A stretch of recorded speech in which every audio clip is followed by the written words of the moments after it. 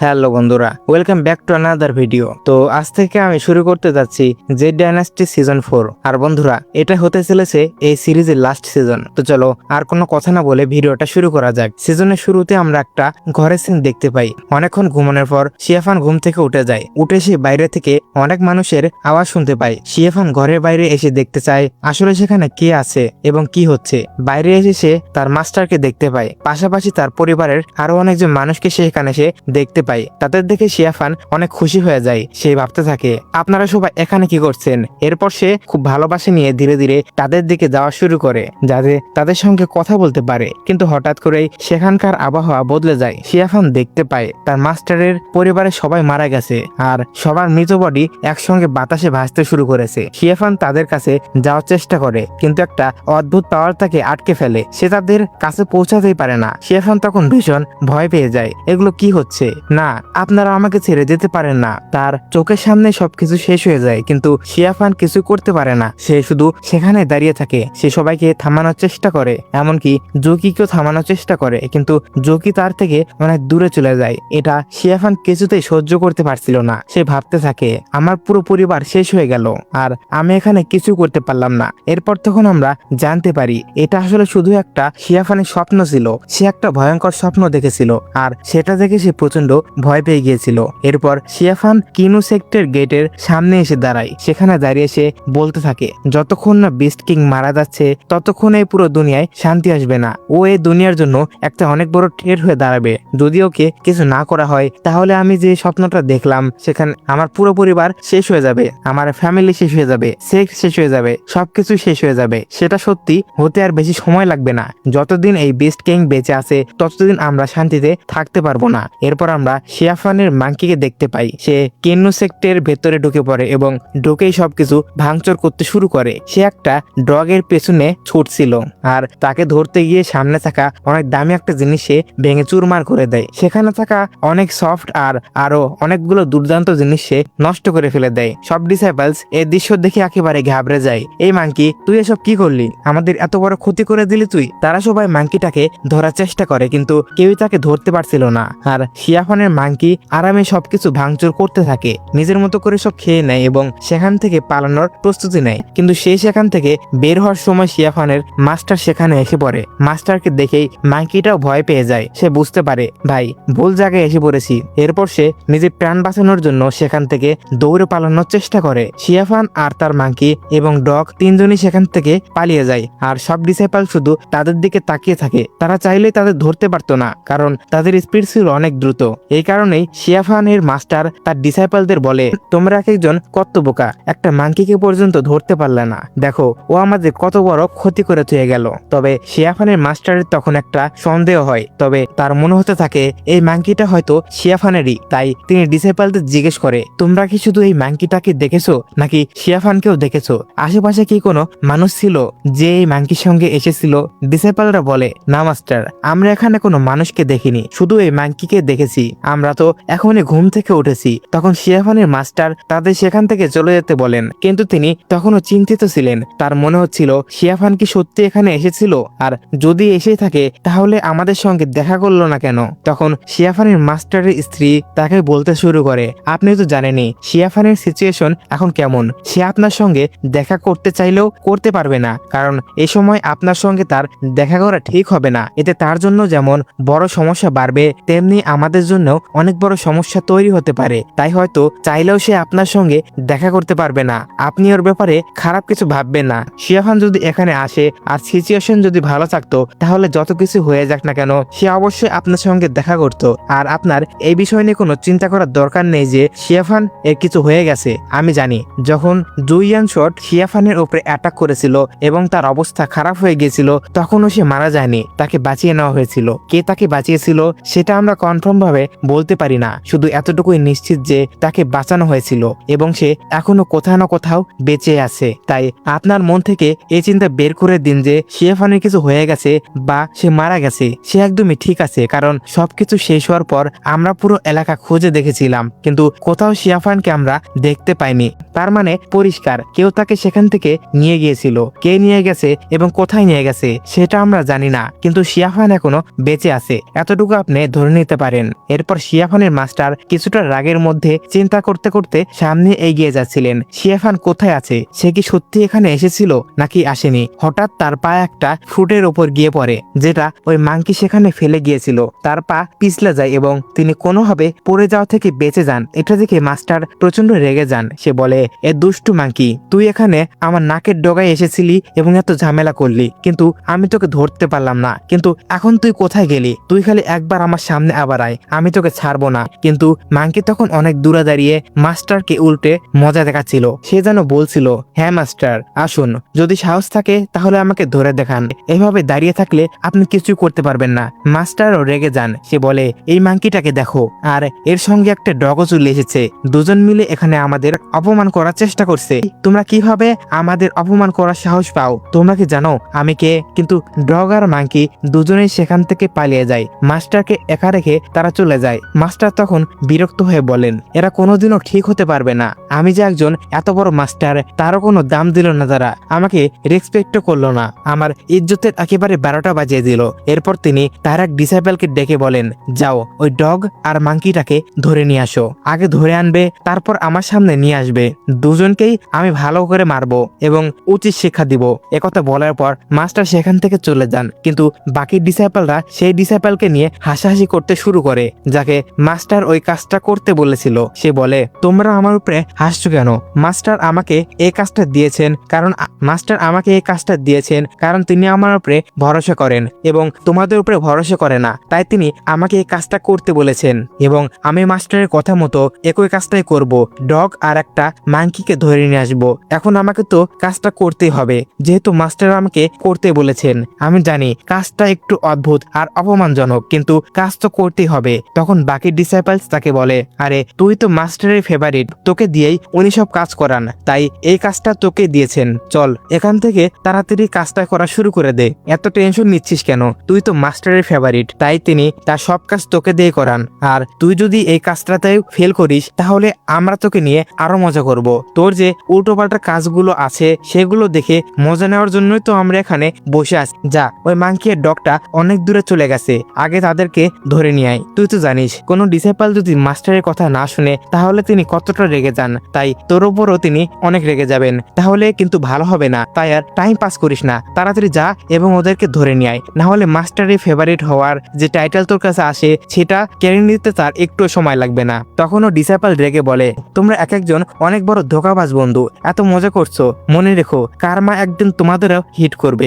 এখন অনেক মজা করে নাও, একদিন আমিও তোমাদের নিয়ে ঠিক একইভাবে মজা করব। আমি তো জানতামই না যে মাস্টারের ফেভারিট হওয়া এতটা বড় ঝামেলার জিনিস এবং এত বড় বড় দায়িত্ব নিতে হয়। জানলে কোনোদিনই মাস্টারের ফেভারিট হতে চাইতাম না। আমি যে কাজটা বুঝতে পারি মাস্টার আবার আমাকে সেই কাজটাই দিয়ে দেন। এখানে তো আমার কোনো রেসপেক্টের সীমাটুকু নেই, আমার রেসপেক্টের একেবারে 12টা বেজে গেছে। এরপর বেচারা রিসাবা ওই মাংকিকে আর শিয়াফানের ডগকে খুঁজতে বের হয়, কিন্তু বেচারা রিসাবা বুঝতে পারছিল না সে কোথায় যাবে। আসলে এর নামই হলো রিসাবা। সে বলতে থাকে, আরে ভাই, তোমরা কোথায় পালিয়ে গেলে? একটু আগেও তো এখানে ছিলে, এত তাড়াতাড়ি কত দূরে চলে গেছো? এখন আমি তোমাদের কোথায় খুঁজবো? ঠিক তখনই সে ওই ডগটার আওয়াজ শুনতে পায়। আওয়াজটা একটা ঘরের ভেতর থেকে আসছিল। রিসাবা সঙ্গে সঙ্গেই ঘরের ভেতরে ঢুকে দেখে ডগ বাইরে কোথাও যায়নি, বরং সে ঘরের ভেতরে ছিল। কিন্তু মাংকিটা কোথাও নেই।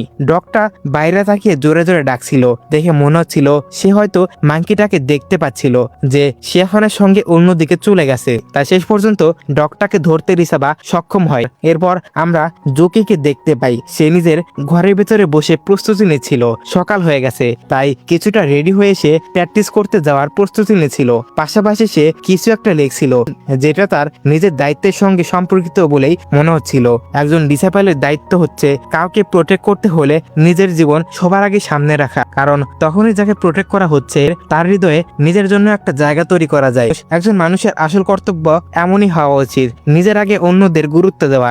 যত বড় ডেঞ্জারের সামনে আসুক না কেন, তার উত্তর একটাই হওয়া উচিত। তার শট যখন চলবে তখন এমন ভাবে চলবে যেন তার সামনে কোনো শত্রু দাঁড়িয়ে থাকতে না পারে। এইসব কাজ শেষ করে জুকি তার প্র্যাকটিস করতে চলে যায়। এরপর আমরা শিয়াফানকে দেখতে পাই, সে তার মাংকিকে নিয়ে সামনে এগিয়ে যাচ্ছিল এবং নিজের বাকি কাজগুলো শেষ করছিল। কিন্তু এত কিছুর মধ্যেও তার চিন্তায় বারবার জুকি আসছিল। অন্যদিকে জুকির চিন্তায়ও শিয়াফান ঘুরে বেড়াচ্ছিল, কারণ জুকি তার মাস্টারের সামনে ইতিমধ্যে কনফেস করে দিয়েছিল যে সে শিয়াফানকে ভালোবাসে। এ কারণে তার মাস্টার জুকির ওপর অনেক বেশি রেগেছিলেন। এমন সময় জুকির কয়েকজন বন্ধু সেখানে এসে তাকে জিজ্ঞাসা করে, জুকি কি হয়েছে, তুমি কি ভাবছো, তুমি ঠিক আছো তো, তোমার কি কোনো প্রবলেম হয়েছে নাকি, আমাদের বলো, কোনো সমস্যা হলে আমরা ঠিক করে দিব। জুকি বলে, না না, আমি একদম ঠিক আছি, শুধু পুরনো কিছু কথা মনে পড়ে গিয়েছিল, এগুলো একটু ভাবছিলাম, এখন সব ঠিক আছে। এরপর সবাই সেখান থেকে চলে গিয়ে নিজেদের ডেইলি কাজগুলো করতে শুরু করে, কারণ তারা এখন ডিসেবল, তাই প্রতিদিনের কাজ করতেই হবে। প্র্যাকটিস করার জন্য সবাই সেখান থেকে বেরিয়ে যায়। অন্যদিকে শিয়াফানও নিজের পথে এগিয়ে যায়। সেই একই জিন ট্রাইবের কাছে পৌঁছে যায় যেখানে সে আগে থাকতো। এই জায়গাটাকে শিয়াফান অনেকবার প্রোটেক্ট করেছিল, আর এখানকার মানুষগুলোও শিয়াফানকে অনেক সাপোর্ট করতো, তাই এবার সে তাদের সঙ্গে দেখা করতে এসেছে। শিয়াফান মনে মনে ভাবছিল, এই জিন ট্রাইবের উপর যদি কোনো ডেঞ্জার আসে তাহলে আমি অবশ্যই তাদের প্রোটেক্ট করতে আসব। এরা সত্যি খুব ভালো মানুষ, একদম সহজ সরল আর পরিষ্কার মনের। শিয়াফানকে দেখে ড্রাইভের লোকজন অনেক খুশি হয়ে যায়। তারা অবাক হয়ে বলে, শিয়াফান তুমি আবার এখানে ফিরে এসেছো। এরপর তাদের মধ্যে একজন শিয়াফানকে বলে, শিয়াফান আমার সঙ্গে এসো। সে শিয়াফানকে নিয়ে সামনে এগিয়ে যাওয়া শুরু করে। কিছুক্ষণ পর তারা সবাই একটা কেবের ভিতরে পৌঁছে যায়। সেখানে আসার পর শিয়াফান একজন গ্রেট শামানকে দেখতে পায়। আগে এই জায়গায় একজন ওল্ড ম্যান থাকতেন যার অনেক পাওয়ার ছিল। তিনি শিয়াফানকে অনেকবার সাহায্য করেছিলেন, এমনকি তিনি ডেমনকেও ঠিক করেছিলেন। শিয়াফান তার কাছে এসেছিল বিয়াওকে কিভাবে জীবিত করা যাবে সেটা জানার জন্য, কিন্তু লাস্ট সিজনে আমরা দেখেছিলাম সেই ওল্ড ম্যান একটা ফাইটের সময় গুরুতরভাবে ইনজার্ড হয়ে গিয়েছিল এবং সম্ভবত সেখানে মারা যায়। তাই এখন তার জায়গায় আরেকজন গ্র্যান্ড শামান এই টেম্পেলের দায়িত্ব সামলাচ্ছে। শিয়াফানকে দেখেই গ্র্যান্ড শামান অনেক খুশি হয়ে বলে, শিয়াফান তুমি এসে গেছো, এটা সত্যি খুব ভালো হয়েছে। তখন শিয়াফান জিজ্ঞেস করে, মাস্টার কোথায়, তিনি কি বাঁচতে পারেননি? গ্র্যান্ড শামান শান্তভাবে বলে, তুমি ঠিকই বলেছো, তিনি বাঁচতে পারেননি, তিনি মারা গেছেন, আর তার শেষ অর্থাৎ তার অস্থিগুলো আমরা এখানেই সংরক্ষণ করে রেখেছি। এটাই আমাদের ট্রেডিশন। কোনো মাস্টার বা গ্র্যান্ড মাস্টার মারা গেলে কিছুদিনের জন্য তার অস্থি এখানে রাখা হয়। তার চলে যাওয়ার পর এখন এই টেম্পলের পুরো দায়িত্ব আমার উপরে চলে এসেছে। শিয়াফান সে এল্ডারকে রেসপেক্ট জানাতে এখানে এসেছিল, কিন্তু মাস্টারের মৃত্যুর কথা শুনে তার খুবই খারাপ লাগছিল, কারণ সে মাস্টারকে অনেকটাই পছন্দ করত, কারণ মাস্টার তাকে অনেকবার সাহায্য করেছিলেন, অথচ শেষ পর্যন্ত শিয়াফান তাকে বাঁচাতে পারেনি। শিয়াফান মনে মনে ভাবে, যদি তিনি আমাকে বাঁচাতে না আসতেন তাহলে হয়তো আজও তিনি বেঁচে থাকতেন, কিন্তু আমাকে বাঁচানোর জন্য তিনি নিজের জীবনকে ডেঞ্জারে ফেলেছিলেন। তিনি টেম্পল ছেড়ে বাইরে বেরিয়ে এসেছিলেন, শেষ মুহূর্ত পর্যন্ত ফাইট করেছিলেন, আর শেষ পর্যন্ত নিজের জীবনটাই দিয়ে দিলেন। কোথাও না কোথাও তার মৃত্যুর জন্য আমি দায়ী। এ চিন্তায় শিয়াফানের মনকে আরো ভারী করে তোলে। তখন গ্র্যান্ড শামান তাকে বলে, শিয়াফান তোমার নিজেকে দোষী ভাবার কোনো দরকার নেই। মাস্টার আগে আমাকে বলেছিলেন যে তার সময় হয়ে এসেছে, একদিন না একদিন তাকে এই পৃথিবী ছেড়ে চলে যেতেই হবে। তিনি যদি তোমাকে বাঁচাতে না আসতেন, তোমাকে যদি সাহায্য করতে না যেতেন, তাহলে তার মৃত্যুর সময় একেবারে কাছে এসে গিয়েছিল। তিনি যেখানে থাকতেন শেষ পর্যন্ত মারা যেতেন। তাই নিজের উপরে দোষ চাপিয়ে রেখো না, বরং তুমি মাস্টারের জন্য অনেক কিছু করেছো, তাকে রেসপেক্ট দিয়েছো, এমনকি তোমার সেক্টেও মাস্টারকে অনেক সাহায্য করেছো। তাই আমাদের ওপর তোমার অনেক বড় উপকার আছে। শিয়াফান তখন বলে, না আমি মাস্টারের জন্য কিছুই করতে পারিনি, আমি তার জন্য আরো অনেক কিছু করতে পারতাম, কিন্তু শেষ পর্যন্ত আমি সেটাও করতে পারিনি। এই আফসোসটাই আমার সারা জীবন থেকে যাবে। তখনই সেখানে কয়েকজন লোক চলে আসে। তারা বলে, তাহলে তো এটা ব্লাড স্যাক্রিফাইস দিয়ে তৈরি করা হয়েছিল। ভ্যালি মাস্টার যখন বলেন, তোমাদের কথা শুনে মনে হচ্ছে তোমরা ভাবছো আমি মিথ্যা বলছি, নাকি অ্যানসেস্টরের এই ফরমেশন কিভাবে তৈরি করেছিল সেটা আমি ঠিক মতো বোঝাতে পারিনি। তখন বাকিরা বলে, না না ভ্যালি মাস্টার, আপনি ভুল বুঝছেন, আমরা এমন কিছু বলিনি, আমরা শুধু অবাক হয়েছিলাম যে সত্যি এই ফরমেশন এতটা ভয়ঙ্কর পদ্ধতিতে তৈরি হয়েছে। এটা তো একেবারে ব্রুটাল আর রুথলেস মেথড। কোন মানুষকে মেরে তার ব্লাড স্যাক্রিফাইস দিয়ে ফরমেশন তৈরি করা হয়েছে। এটা কোনো হিউম্যান হতে পারে না, এটা একটা ডেমনিক আর্ট। সাধারণত ডেমন বা খারাপ কাল্টিভেটররাই এ ধরনের টেকনিক ব্যবহার করে থাকে। আমরা তো সাধারণ মানুষ, তাহলে আমাদের রেকর্ডের মধ্যে কোনো ডেমনিক টেকনিক কিভাবে থাকতে পারে? আমাদের অ্যানসেস্টর যদি সত্যি এত বিপজ্জনক টেকনিক ব্যবহার করে থাকেন, তাহলে সেটা রেকর্ডে লিখে রাখার কি দরকার ছিল না? কারণ কেউ যদি এটা একবার পড়ে তাহলে সরাসরি তার সন্দেহ আমাদের ডেমনিক কাল্টিভেশনের উপরেই করবে। এলি মাস্টার বলে, তোমাদের কথাটা একদমই ঠিক, আর এই কারণেই আজ পর্যন্ত কেউ এই মেথডটা ব্যবহার করতে পারেনি। একবার এই ফরমেশন তৈরি হওয়ার পর আর কখনো এটা তৈরি করা হয়নি, কারণ কেউ এই মেথড আর ব্যবহার করতে পারেনি। কিন্তু এখন আমাদের সিচুয়েশন কি? আমাদের আর কোনো রাস্তাই নেই, আমরা বাধ্য, তাই আমাদের এই কাজটা করতে হবে। তার উপর ফরমেশনের যে বেস সেটা এখন পুরোপুরি ডিস্ট্রয় হয়ে গেছে, সেখানে গিয়ে এটা ঠিক করতে হবে, তারপরে আমরা ফরমেশনটা পুরোপুরি রিকভার করতে পারবো। এরপর আমরা সেই ঘোস্ট কিংকে দেখতে পাই, সেও তার এই ফরমেশন তৈরি করার জন্য ব্যস্ত হয়েছিল। গত সিজন জুড়ে এই ফরমেশনটা তৈরি করার চেষ্টা করছিল সে, কারণ তার এই ফরমেশনটা ভীষণ বিপজ্জনক। অনেকক্ষণ পরিশ্রম করার পর অবশেষে সে বলে, শেষ পর্যন্ত আমরা 3টা বিস্টের স্পিরিট এই ফরমেশনের মধ্যে ঢুকিয়ে দিয়েছি। মোট 4টা বিস্টের স্পিরিট লাগবে, তাহলে এই ফরমেশনটা পুরোপুরি কমপ্লিট হয়ে যাবে। এখন পর্যন্ত 3টা বিস্ট ঢোকানো হয়েছে, আর মাত্র একটা বিস্ট বাকি। তখন ওই একটা বিস্ট পেলেই আমাদের ফরমেশনটা পুরোপুরি কমপ্লিট হয়ে যাবে। কিন্তু সে কেন এই ফরমেশনটা তৈরি করছে সেটা তখন পুরোপুরি পরিষ্কার নয়। তবে একটা বিষয় নিশ্চিত, এই ফরমেশন তৈরি হয়ে গেলে এটা ভীষণ বিপজ্জনক হবে। তাদের এই কথাগুলো দূরে দাঁড়িয়ে থেকে আমাদের শিয়াফান লুকিয়ে লুকিয়ে দেখছিল। তখন সেই মাস্টার আবার বলে, আর মাত্র একটা বৃষ্টি দরকার, এই একটা বৃষ্টি পেলেই আমাদের ফরমেশন কমপ্লিট হয়ে যাবে। এরপর আমরা তার প্ল্যানটা জানতে পারি। এই 4টা বৃষ্টির স্পিরিট দিয়ে ফরমেশন তৈরি হওয়ার পর এর পাওয়ার এতটাই ভয়ঙ্কর হয়ে যাবে যে যত পাওয়ারফুল শক্তি থাকুক না কেন, সবাই এর সামনে মাথা নত করতে বাধ্য। এই ফরমেশনের সামনে কেউ টিকে থাকতে পারবে না, আমি সবাইকে শেষ করে দিব। এ কারণেই আমি এত পাওয়ারফুল ফরমেশন তৈরি করছি, যাতে পুরো পৃথিবীর নজর আমাদের উপরে পড়ে এবং যাতে এই পুরো পৃথিবীর উপর রাজত্ব করতে পারি। আমি একজনের উপর ভরসা করে তাকে পাঠিয়েছিলাম ওই বীজটাকে হত্যা করতে, সেটাও হবে আমাদের ফরমেশনের 4র্থ বীজ। আশা করি সে আমাদের ভরসা ভাঙবে না এবং বীজটাকে মেরে এখানে নিয়ে আসবে, যাতে আমরা ফরমেশনটা কমপ্লিট করতে পারি। আপনার সঙ্গীও বলে, আপনি একদম ঠিক বলেছেন, আশা করি খুব তাড়াতাড়ি আমরা ওই বীজটাকে পেয়ে যাব, তারপর আমাদের ফরমেশন পুরোপুরি কমপ্লিট হয়ে যাবে। কিন্তু শেষ পর্যন্ত সে কি তার ফরমেশনটা কমপ্লিট করতে পারবে সেটা আমরা জানতে পারবো নেক্সট এপিসোডে। আর এতটুকু দেখানোর পরে আজকের সিনটা এখানে শেষ হয়ে যায়। দেখা হবে নেক্সট কোনো ভিডিওতে। Thanks for watching.